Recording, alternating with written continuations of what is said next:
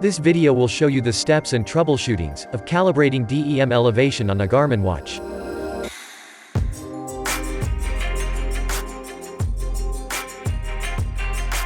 Some Garmin watches have the ability to calibrate the altimeter using digital elevation models.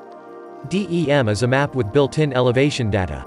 Its calibration result is more accurate than using GPS calibration alone.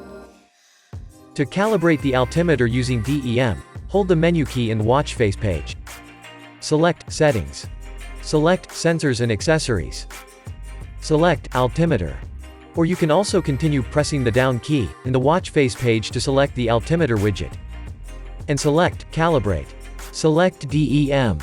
Once the GPS locating is done, the altitude is calibrated. There are two situations that you may not calibrate the altimeter by DEM. 1. DEM information is not stored in the watch. 2. The DEM mapping is not available in your current region. Once you try using DEM to calibrate the altimeter, this error message will show.